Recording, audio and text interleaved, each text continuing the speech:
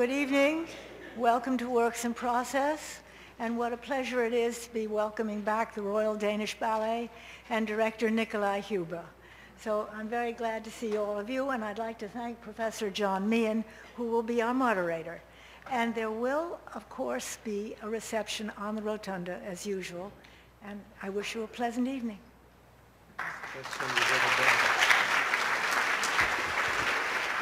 Thank you, Mary. When a major ballet company does a brand new production of a Marius Petipa three-act classic, the ballet world, sits up and takes notice. When the company is the Royal Danish Ballet, the director is Nikolaj Hübbe, so beloved in New York City, and the designer is Richard Hudson, who is also so beloved in New York City. All the ballet world in New York is on the edge of their seat, shall we say, wanting to know about this production. So Nikolaj is here tonight, and we're going to hear about this brand new production which will open in Denmark in just a few weeks. Let's meet again and greet the dear, beloved Nikolaj Hübbe.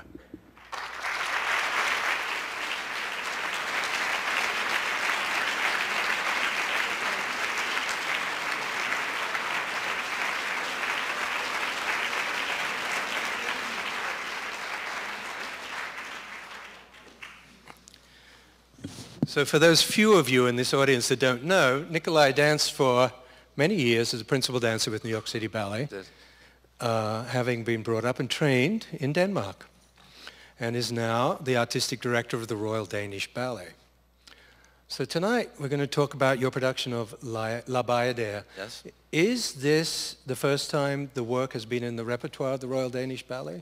Yes. Funny enough, the Danish Ballet has, of course, over the many years of its existence, had Swan Lake, Sleeping Beauty, Giselle, Don Quixote, but never there has been a production of Cinderella, of Romeo and Juliet. If we're talking about big Nutcracker, several productions of Nutcracker. Yes, right. The latest actually, Balanchines, and never a Bayadère. Bayadère, which is odd. Odd, yeah, especially given the quality of the dancers in that company.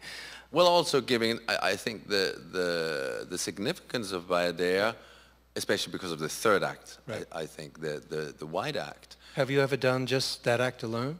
No, never. Never. I think the Kirov, or the Mariinsky, at that time, it was still the Soviet time. The Kirov was there in the beginning of the 90s. 2 performances at the old stage in Copenhagen. Guesting with Bayadère. That is it. Really? Wow. You personally have done a production of La Sophiade, which is a full length, even though it's only a 2-actor. Is that the only full evening ballet you have produced? No, I produced Folktale. Oh, also Danish, of also course. Danish, and Napoli. Also Danish. Also Danish and also full length, yeah. So this used to be a 4-act ballet. It used to be a 4-act ballet. Your version is? 3 acts. Okay. And it opens how soon? It opens on November the 10th in about 2.5 weeks. Yeah. So how's it going? Okay. Yeah. I think we're in. Well, you can. Are you on schedule? We're on schedule, so that's good. In that respect, I think we're in good shape. I think there's 1 or 2 little scenes that need to be taught, right. And then of course there's a lot of stitching and gluing and putting together, making the whole thing cohesive, right.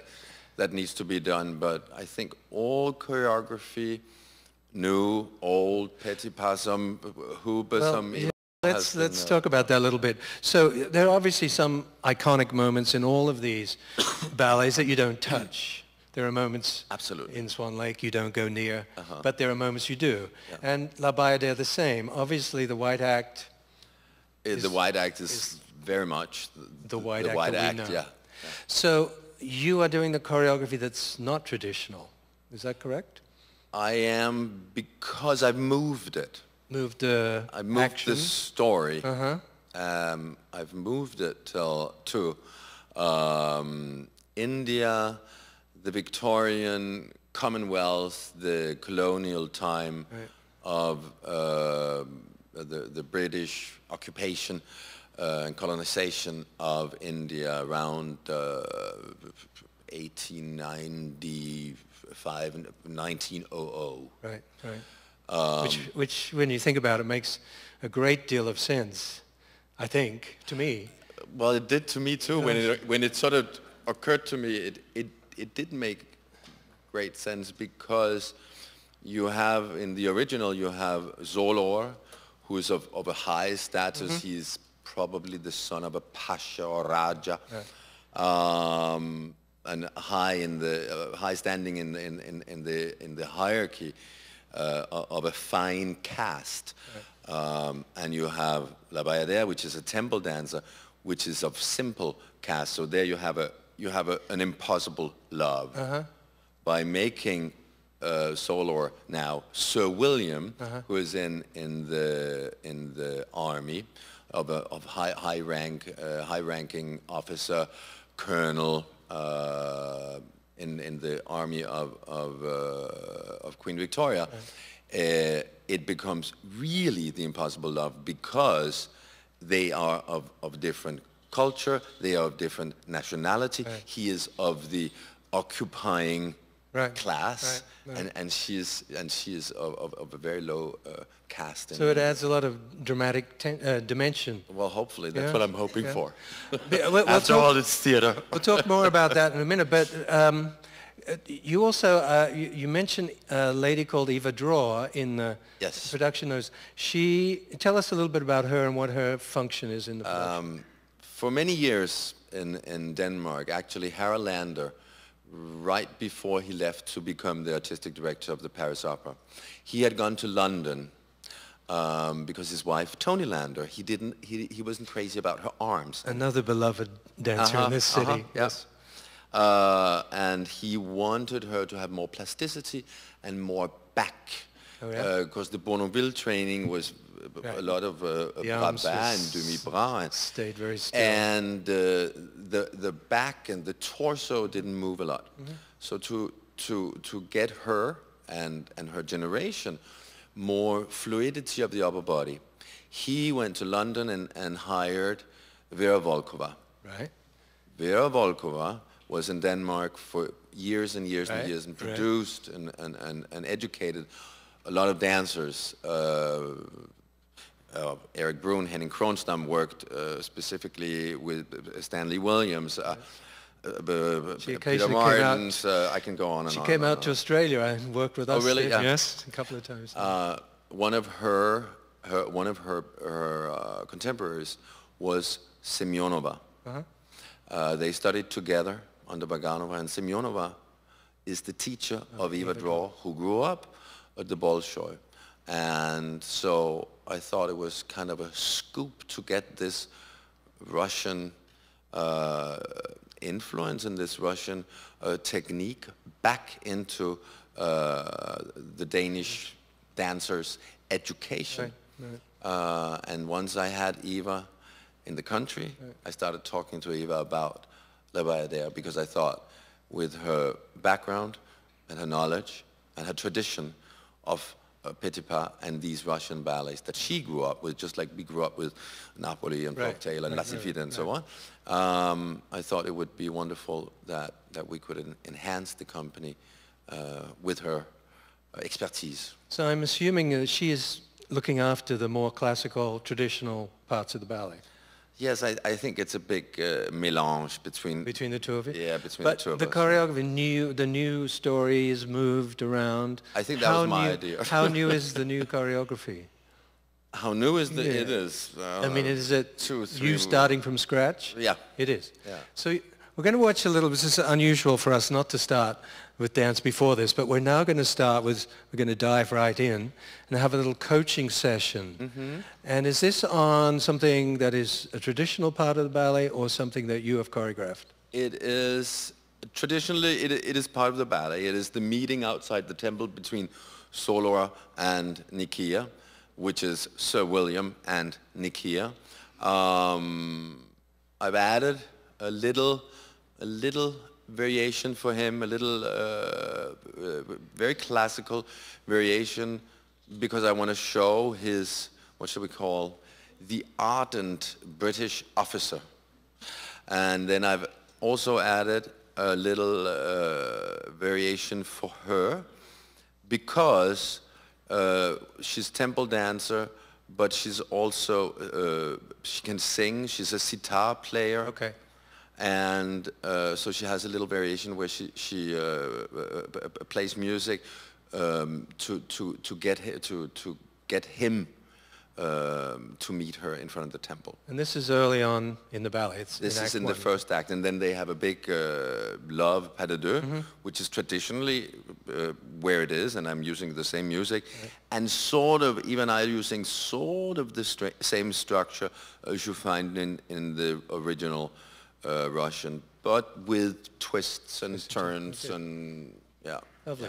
Well, Alison Smith is going to be playing at the piano, and I am going to be a fakir. You're going to be a fakir, and Jamie. This is my return to New York. Can you introduce the dancers? Oh, really? And the dancers. We would have paid more for ticket, charge more if we'd known. I would have charged more too, had I known this morning. For the doctor bills, right?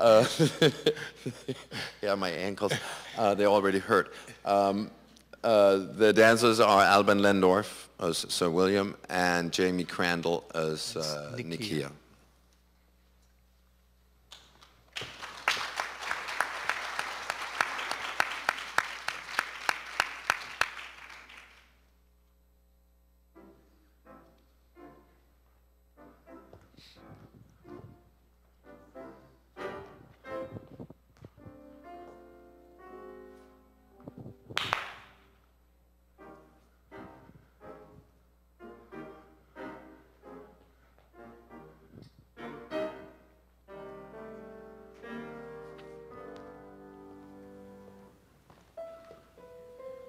Beautifully done.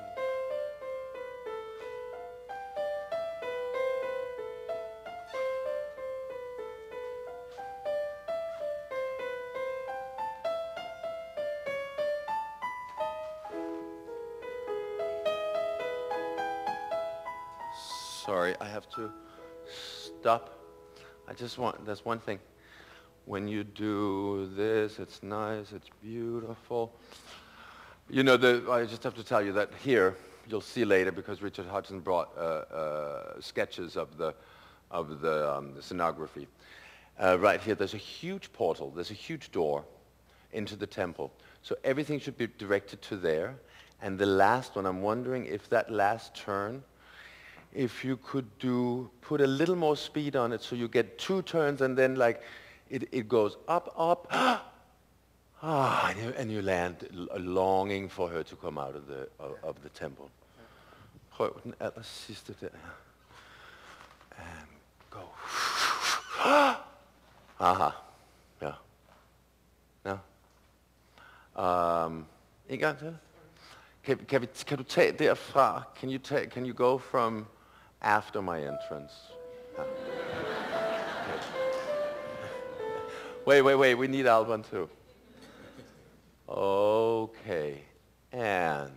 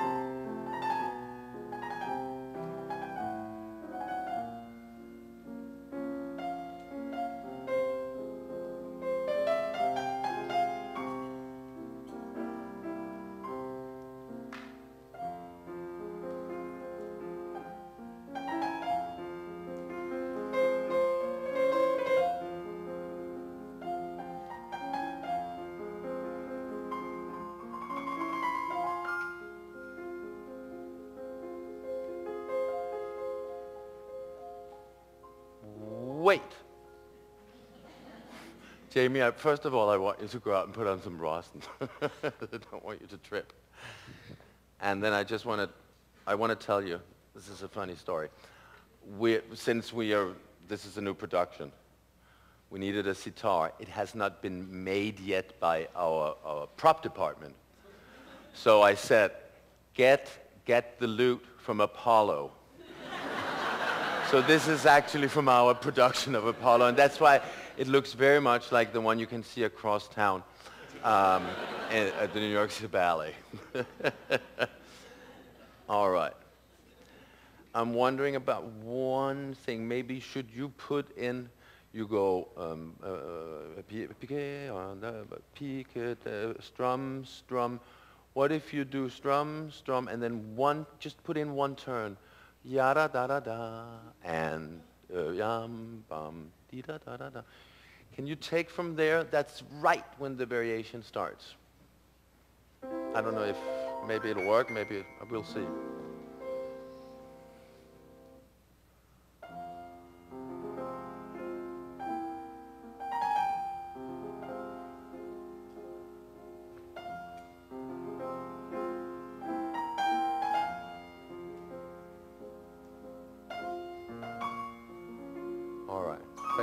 Thank you.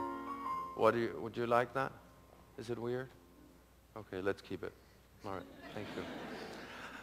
So should we go from right before he comes in? Yeah, and salutes you? Yeah.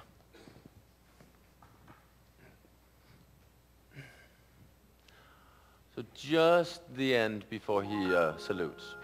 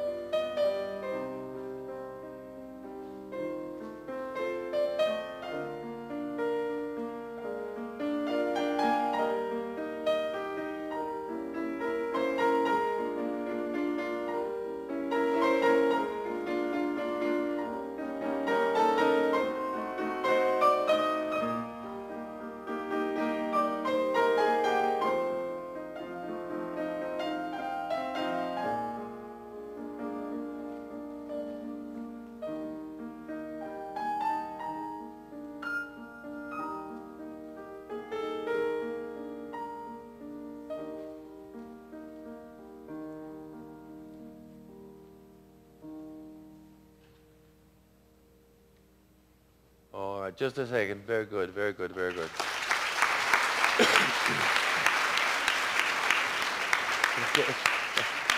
See, it's all new. So, you know, we haven't found all the secrets to all the little kinks. I have one thing.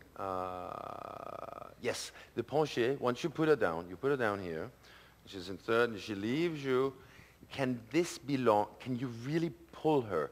And now she should go. She should almost not slide, but a little. If we can get a little bit of wah, that it's not gentle, but that you cannot be without one another. That you sort of take charge, and she gets a really long fourth arabesque, rather than sort of a demure. Do you know what I mean? Let's yeah.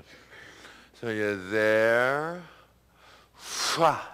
Yeah, but even the front arm. You see, what happens now is I see her like this, and I would love if it was like an arrow. Do you know? Aha, almost like Sison, exactly. Yeah. Let's go. Just do the running before the big lift, and then the big lift, and then we go on. Do you know where that is, Alison? It is. Yeah, it's before before the swastika.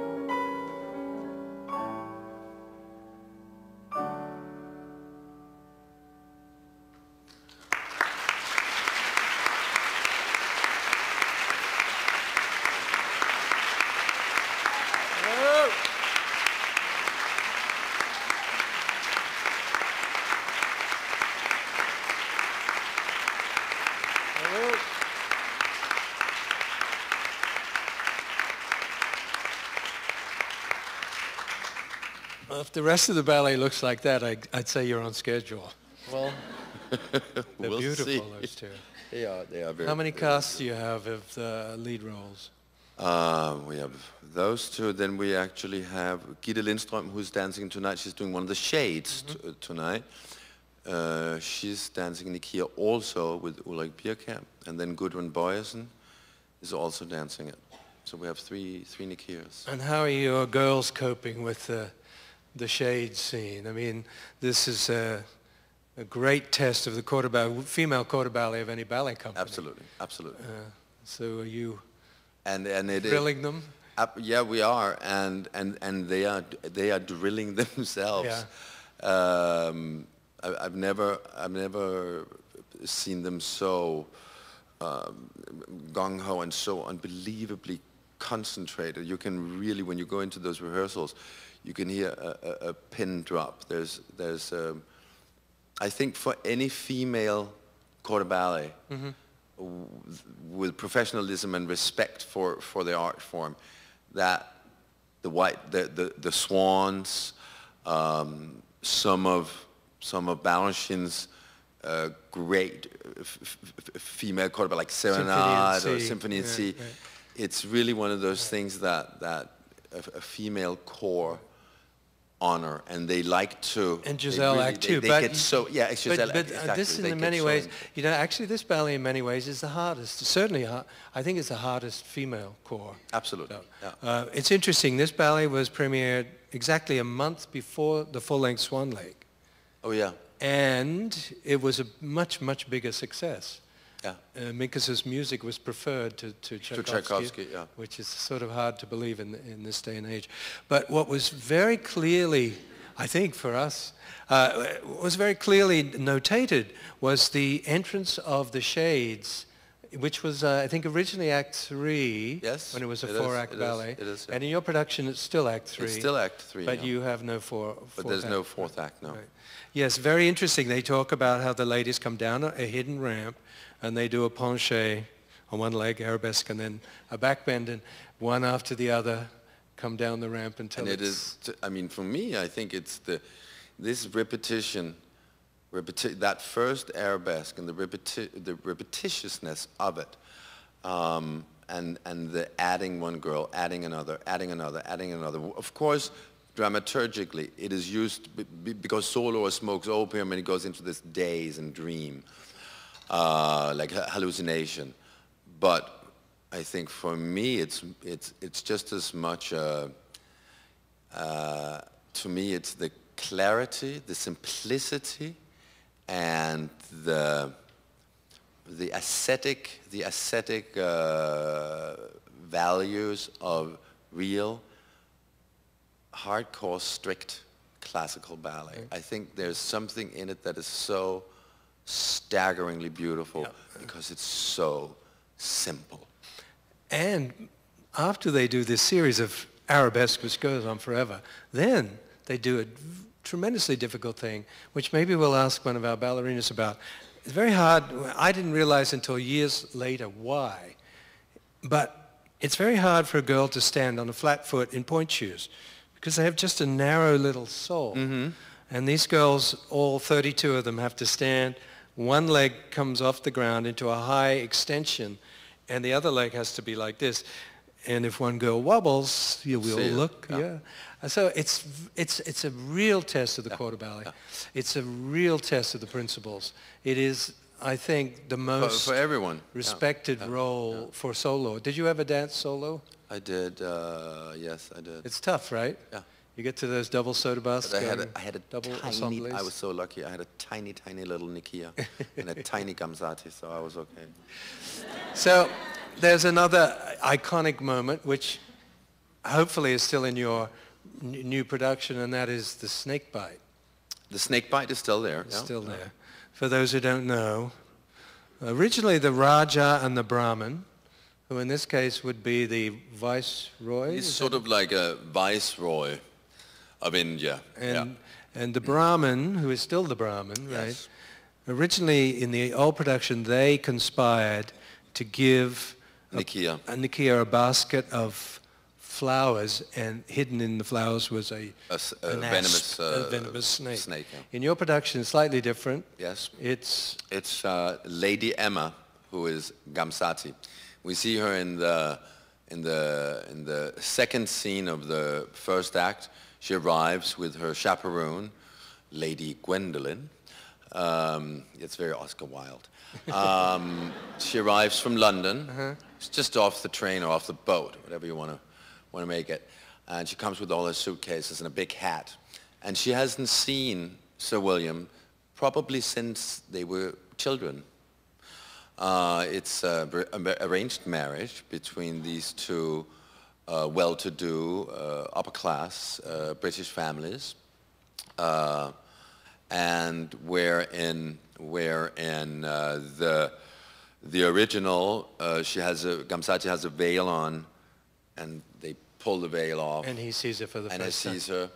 Then here, because she comes from a journey, We have a face mirror that her chaperone is holding in front of her, and they're making her hair, and she's, you know, her blush, and then they take away the mirror, and she sees her fiancé, and she is the one who decides to that the snake goes design in the basket with the snake. Yes. Well, it wouldn't be Bayadère without the snake bite. It certainly wouldn't be Bayadère without the ladies coming down the ramp. But it also wouldn't be Bayadère without that little solo, which totally lifts the whole house. Yes. Given to what was called the bronze idol. The bronze idol, yeah. He was a statue that all of a sudden comes to life. He's actually, I think originally, he was in the fourth act. Okay. And the fourth act was omitted and sort of put away at Soviet times around, well, after the revolution. I'm not sure when. In the 1940s, maybe? Yeah, maybe. Chabukiani, when he redid it and put all those difficult male steps in there. Yes. Yeah. And then, the falling of the temple, the revenge of the gods was omitted because the Soviet system didn't think that a story where God gets to rule was in place, and therefore it was sort of censored out of the Bolshoi and the Kirov, so it was lost. So the fourth acts that we actually see now are snippets and brackets and snippets and little fragments, sorry, of what might have been original. Right. Natasha's or the one they put together, they reconstructed in Russia.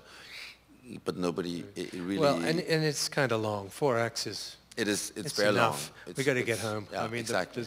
We got to get home. So you're not going to do a 4th act, which makes sense, but you are going to do a bronze idol with a different name, correct? With a different name.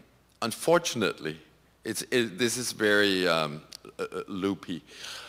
We're going to do a bronze idol, which is Le Dieu Bleu, the blue god. Because right after the 1900, we have the Ballet Russe with Nijinsky, who personifies Le Dieu Bleu, and Bakst does this very, very, very famous drawing of Nijinsky, does the costume when Nijinsky is painted blue, he's in blue and gold.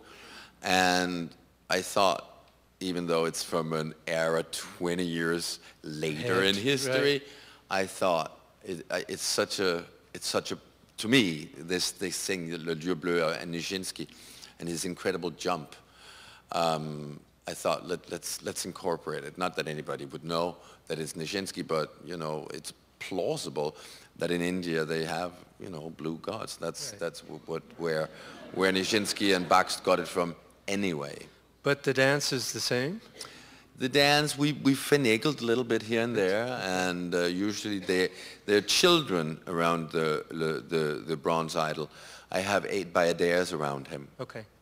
And tonight, tonight he'll be gold and bronze, just like you're used to.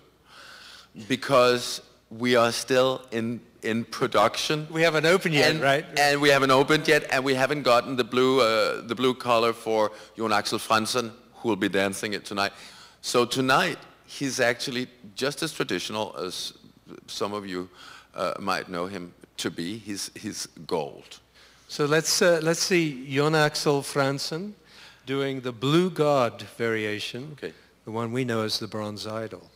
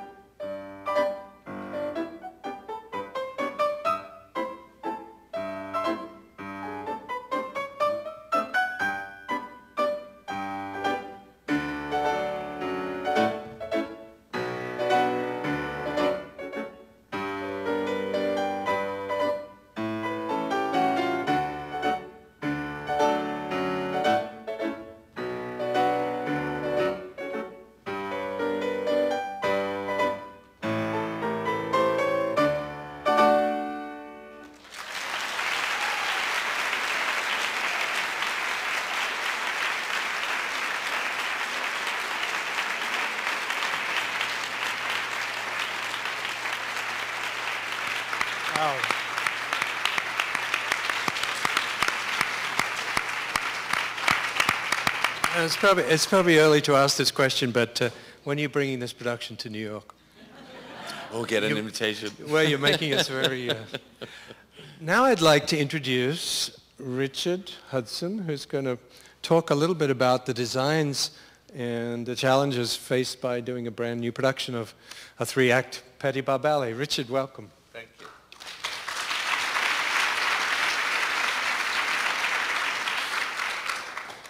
So, how do people in New York know your name? They might have seen a show called The Lion King. Oh, that one. Or ABT's Nutcracker. ABT's Nutcracker, which we're hoping will become as popular as The Lion King. I think ABT is anyway. So welcome. It's so good to have you here. Now, have you been in Denmark working on this? I've been in Denmark a lot this year because I've also been doing Alexei Ratmansky's Coq d'Or, which opened about a month ago? Yeah, a month and a half ago. Month and a half ago. So I've been there a great deal. I feel very much at home. Oh, good. Wonderful. That's an inspired choice. When you're there. You do? So the costumes look gorgeous, what we've seen, just little bits. Thank you. Obviously, tonight there are some bits missing. I mean, yeah, Jan Axel has a big headdress and more jewelry. And so is he going to be blue? He's going to be metallic?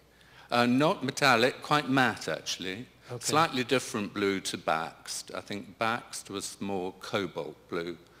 I've got it a bit more turquoise. Is the idea that he is still a statue come to life? I mean... Yes, he gets brought in on a litter. He's brought in. Yeah. Normally he's sitting at the top of stairs and Yes. runs down the stairs, does his production, and right at the end runs up and finishes the notes sitting. Yeah. But when I was researching Indian gods, I came across Shiva, and Shiva is blue. And you've also added a little music, or not cut some music that's normally cut from this solo, I think. Yes, this is the original. It's longer. We opened the original score we opened the original score and added that thing. Yeah. So were you disappointed when the 4th act was cut and there was no temple earthquake? Not really. I've done the destruction of a temple before with Samson and Delilah. Oh, you've done at the Met. Oh, you have? Yeah, and I know it's difficult to pull off. Yeah, absolutely. Especially in a ballet set, because when you design for dance, you have to leave most of the stage empty. Yeah. What does that feel like for a designer? I mean, do you... That's fine, actually. I think it makes me concentrate even more on the costumes. Right. I think. Although Petipa used to put stuff in the middle of the stage, didn't he? Yes, he did. He put arches and to sort of like, I don't know. Flower beds. Yeah, flower beds, and exactly. Fountains. And always bothered. And then choreograph around it. It's one of the things that's... But Richard, actually, you'll see in this first act, second scene, in the palace of the Viceroy, Richard actually has huge arches there, rows, and I've made the British soldiers dance through them. They come sort of gushing towards the audience in these big seasons through the columns. Yeah. Yeah. Very nice.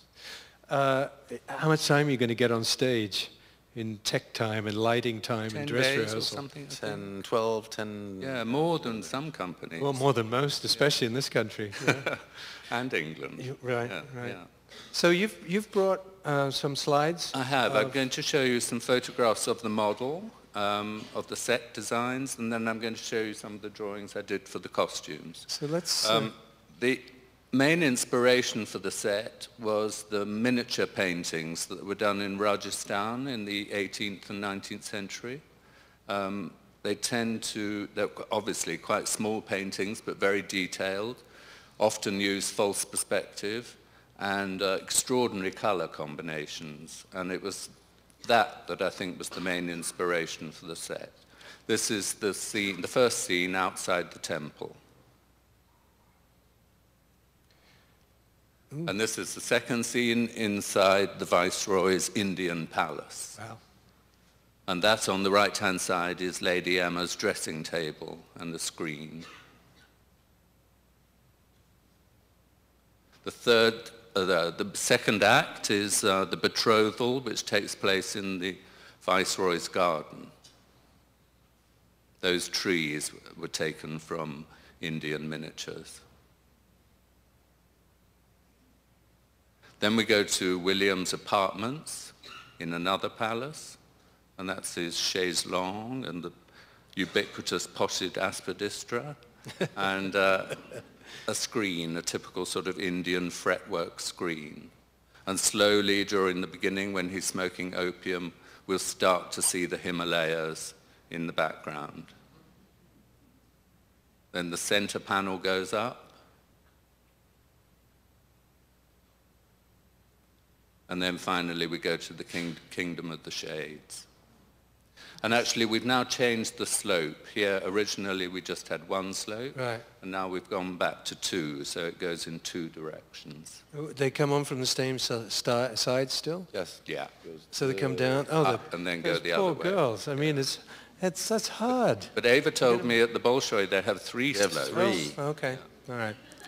I sit corrected. And I think we started not even 2 meters. Yeah. At the Bolshoi, I think they're like 4 meters up. So the idea is they've come down the mountains, as it were. That's how I imagined it. Yeah, I'd never put that together before. Yeah. Now we'll see some costumes. This is Roger, the Viceroy, in his uniform, which I have to say has been exquisitely made by the wardrobe department at the Royal Theatres. I mean, their tailors are just wonderful. This is the pas de quatre in the betrothal scene. The color is slightly distorted in this picture. It's a sort of acid green, very particularly Indian, and mixed with a sort of shocking pink and purple. This is the British soldiers in a typical uniform of that time, in a sort of khaki color, and with a Solor topi, or a pith helmet, they were called. And those are variations on a theme. When they come back from the hunt, they're wearing shorts and puttees on their legs, Solor topis, and then at the betrothal, they're in a smarter uniform that you see on the left. Wow. This is Nikiya's second costume, a red one. I did quite a lot of research into Bayadères and temple dancers. Quite often they have those sort of pantaloon trousers, but then this pleated panel between the legs. It looks really beautiful. Yeah. This is the High Brahmin, who is the head of the temple. He's got big, baggy pantaloons on, and then a sort of overskirt, which is picked up in the center. He looks like he's going to be younger than what we're used to, right? Are we used to an older man? He is younger. Well, that makes more sense too, of in course. this production. Yeah. Wow. Either that or he shouldn't take his shirt off, right? No, but I'm hoping he's younger, yes. but you're right. Yes. And these are his priests, which are just a simpler version.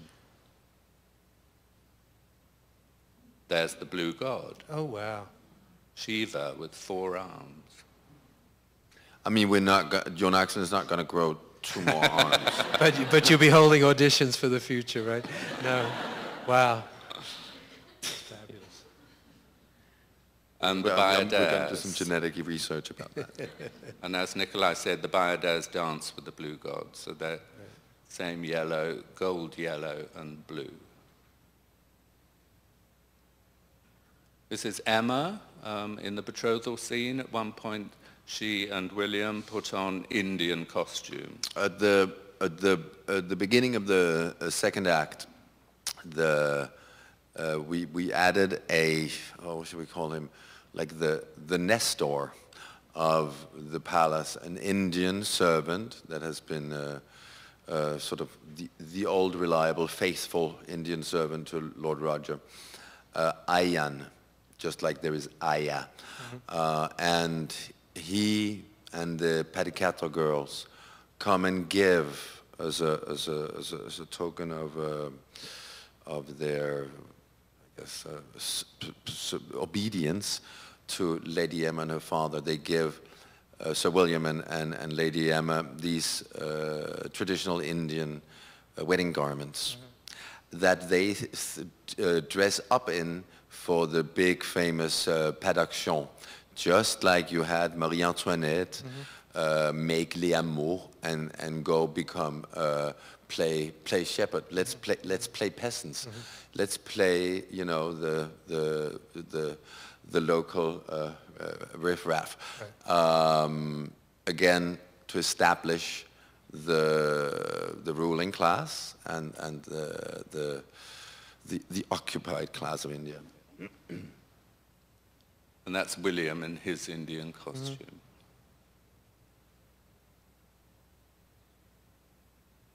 And this is the girls in the pas d'action, in fuchsia pink, and the boys. A lot of the materials for the costumes I bought in London. There's an area just outside London, very near Heathrow Airport, called Southwell. And it's very Indian. I mean, a big Indian community, and all the shops are Indian, all the restaurants are Indian. It's the most wonderful place to visit, because you really you feel like you've stepped outside Europe. And there's a fantastic textile shop there called Rainbow Textiles, which is run by an old lady called Auntie. And if Auntie likes you, she'll take you down into the basement and show you her treasures. Oh. And believe you me, she's got some treasures. And she'll sell them to you if she really And a lot of those treasures are now in Copenhagen. So Auntie likes you. Good. She does, luckily. This is Emma in her sort of English outfit. All the English girls have very elaborate bodices. And they wear those bodices with two skirts, a long skirt like this with a little bit of a train, and tutus. Oh. So there she is in her tutu. Oh, wow. And I got the shape from a photograph of Anna Pavlova in about 1910. I forget which ballet it was, but it had this sort of quite elaborate bodice with a lot of decoration, lace, fringing, tassels, ribbons, and then that sort of soft-shaped tutu. The fairy doll? I don't remember. Was it Pavillon d'Armide? Pavillon d'Armide. Yeah, that's right. Pavillon d'Armide. I love the idea of the same bodice and different skirts, so we really don't lose the character. We remember who she is. Yeah, the financial department liked the idea too. This is another of the English ladies.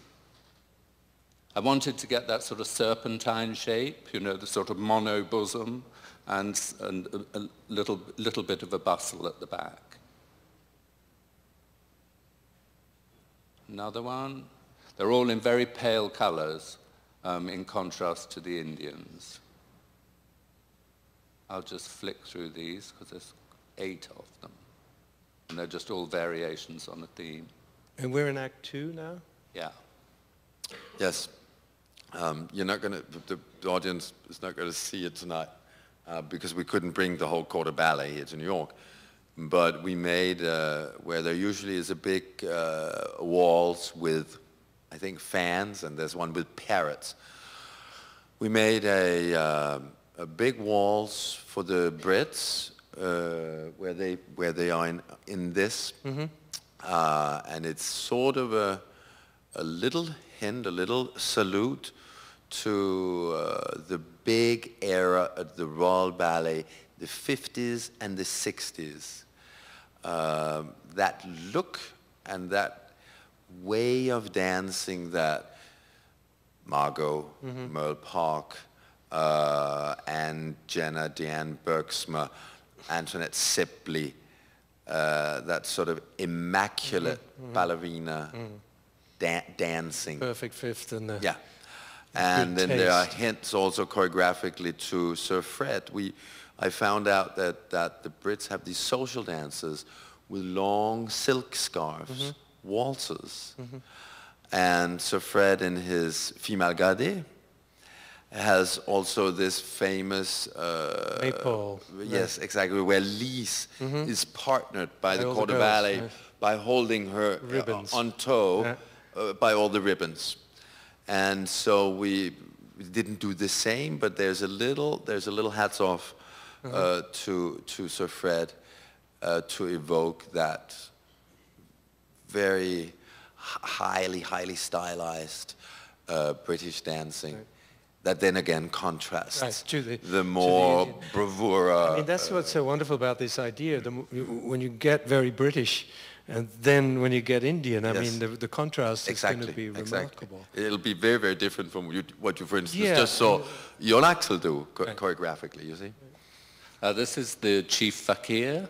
The fakirs are semi-naked and covered in ash, as they often are, with sort of white markings on them. Another one in a kind of dhoti.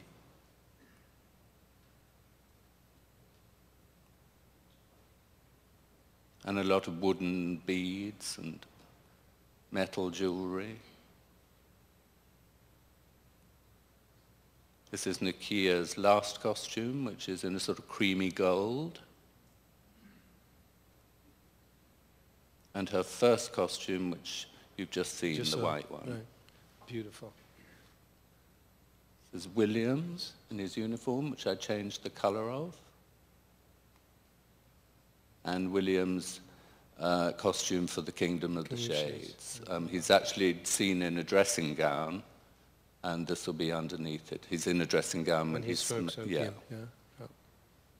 The Shades, which we'll see in a minute. A slave who does a pas de deux with Nikiya. Aya in a traditional sari. The servants.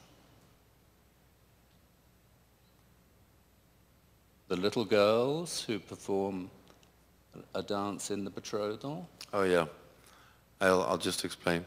The original, there's a dance with parrots, and since we have children at the Royal Danish Ballet School, I wanted to incorporate them. So instead of using the traditional 8 or 12 ladies for the parrot dance, I took the children, and it is a peacock mating dance. So there's 6 little peacock girls and 6 little peacock boys. And you know that when the male peacock courts,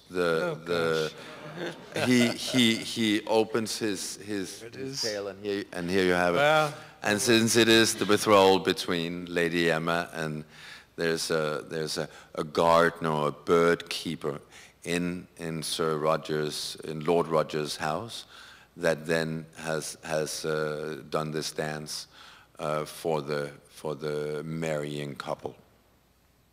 And finally, the mahout, and he is the man who looks after the elephant.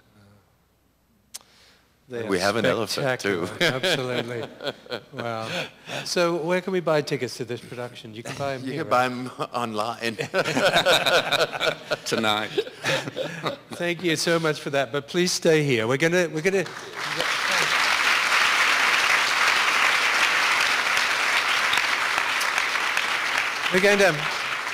In the Kingdom of the Shades, we've talked about the Shades, 32 girls in the Corps de Ballet. And there's, of course, Nikiya and Prince William. I mean, Sir William, sorry.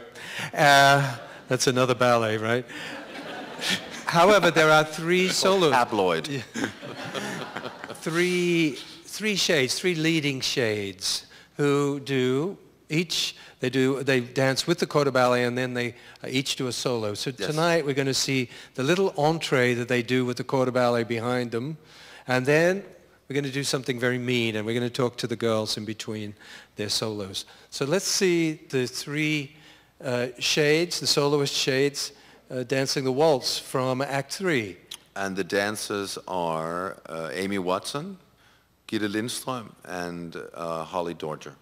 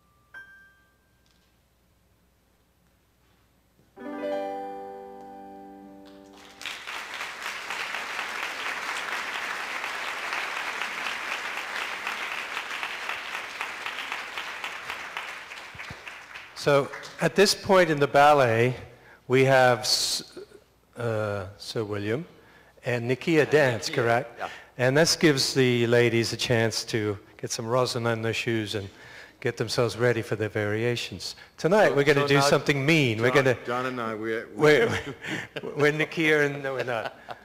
But we're going to talk to It's not Gitte. that mean. We're going to talk to Gitte. It might be enlightening, actually. It might be too. Yeah, thank you very much. Let me get on this side. So you, as a soloist, you do not do the arabesques and the... No. No. Is that a good thing? Yes, very good thing. Now, I was trying to explain to I learned late in my career as a director that it was very hard to do this in point shoes. Yes. Can you explain why? It's because the sole is a little bit round, so the foot is a little bit wobbly, and then when you get a little bit nervous as well, right, it's very easy to go like this, and then the tutu goes like this, and then... And there are 32 of you, and if one person does it, woo, you look straight down.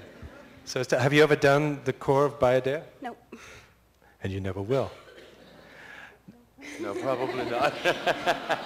No, you're a principal dancer in the company, right? She's going to do... Certainly. You're going to also do Nikiya. Yes. And that's a tough... There's a step in there. I don't want to... But there's a step in there that all the ballerinas that I ever knew hated. Well, there are two things. One is the dance with a scarf and the fear that it's going to end up lower than you need it. Yeah. But the other one is this pirouette. Is that really that difficult? It doesn't look that difficult. No, that's the tough part. It doesn't look difficult, but it's very difficult to stay up one point, stay up on your leg when you open your leg. When you do that thing? Yeah. Okay. Could you show it to us? Would that be a mean thing to do? This is the step that this is mean of me. So she does pirouette. Now that doesn't look so hard, but every ballerina I know is really... Gitte, if you stay front, no, yeah. The difficult thing is you open here, not here, for some reason. I don't know why. It looks like you have no problem with it. Sometimes I'm lucky. So in the three shades, we have two kind of allegro-y shades and then a slow one. Is that the one you're doing? I'm doing one of the allegro ones. The cabriole one. Okay. Okay. So we're going to watch the first of the variations, and then we're going to talk to Amy, who's going to be so out of breath, to give you a chance. Thank you so much.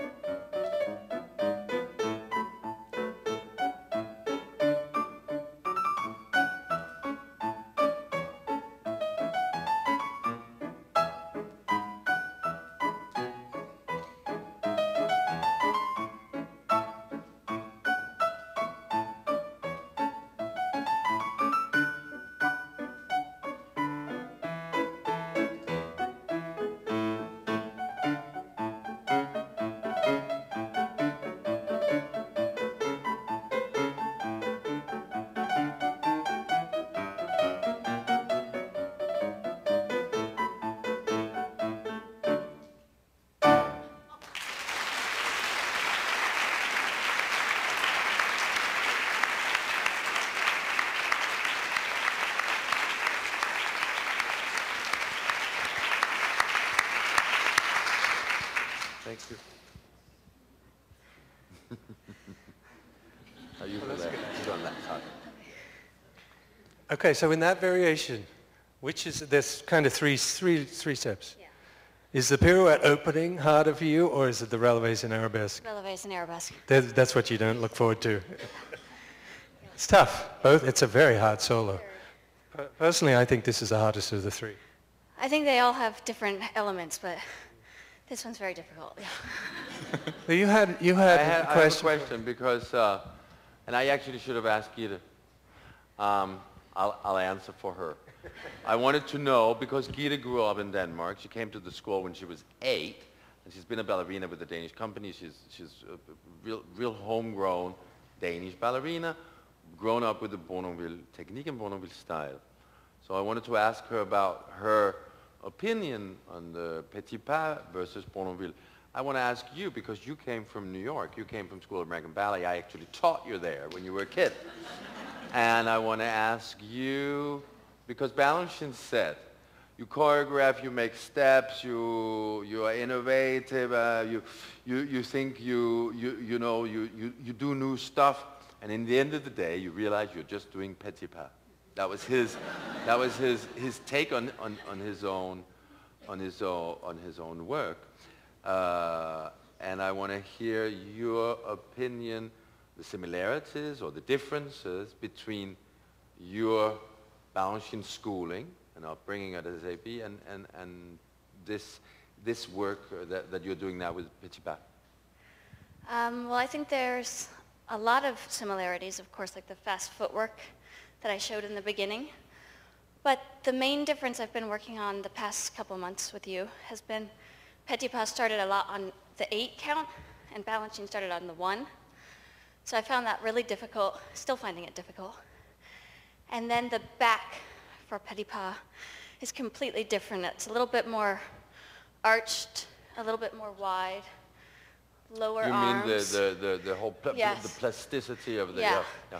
It feels a little bit more malleable, but at the same time very strong. And then the position of the arms, a little bit more further back, lower. The fingers are very different. So yeah, there are some similarities, like the fast footwork and the adagio. And I think also if you look at a classical Balanchine variation and a classical Petit Pas variation, I think you certainly see the construction, the Yes. architectural and the modular construction. There are certainly similarities. Absolutely, yeah. Thank you. You're a great sport to dance and then talk. That's fantastic. Thank you so much.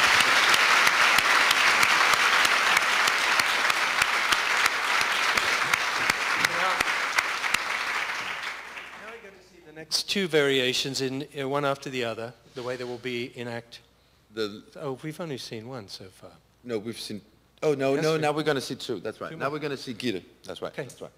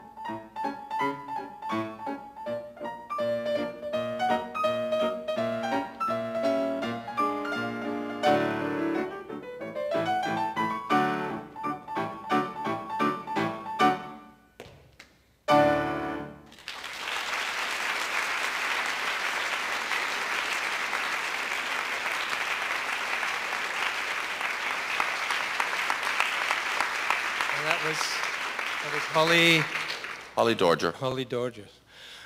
So you open in 2.5 weeks. Are you ready? Are you guys ready? More or less, yes, I think so. And you're pretty much ready too? It really looks like an intriguing, fascinating, beautiful production. Of course, we've still got the lighting to do. Well, they're putting up the set as we speak. Right. They are. But you have time to do that. Right. So congratulations on what you've done so far, and congratulations on these beautiful dances. It's stunning. We will be, I hope we'll get some reviews here in New York, and I hope that we get to see you bring the company here with this production. That would be wonderful. That would be wonderful. So can you introduce the last little bit of dance we're going to see? Yes, the last thing is the pas d'action. It is the big virtuosic pas de deux, or divertissement between Lady Emma and Sir William at the betrothal. We couldn't bring them, but there are 2 principal girls and 4 soloist men in this. Usually it is 4 girls and 2 men. Right. But you have all those fabulous men. But in Denmark. I have Yes. so many wonderful boys that I wanted to give them some dancing. We don't have them, but we have to imagine them around our 2 principal dancers tonight. And usually you do the grand pas d'action, and then comes the variations. And Sir William or Solor, he does not have a variation. However, I thought he should have a variation, and tonight we're going to start with the variations, which is not how a normal classical divertissement is. But I wanted to finish with the grand adage because it has sort of a very flourish of a finish. I added for Lady Emma does the traditional petit pas, Bayadère, or Paquita variation. And because of Paquita, which is the same composer, I took the male variation from Paquita pas de trois and gave to choreographed for Alban and the other boys, this for Sir William, because it's a march, and he is a man of the military, and hence also maybe you can see traces of it in the choreography. So we're going to open with her variation, then his and then the grand pas de deux. I'd like to say thank you to Alison. You've done a beautiful job tonight. And I'm sure all the ballet fans in New York wish you both the absolute best of luck. Toi, toi, toi, merit, everything. For the opening on November 11th? 10th. 10th? Yeah. Okay. Thank you so much for coming and sharing this with us. Thank you.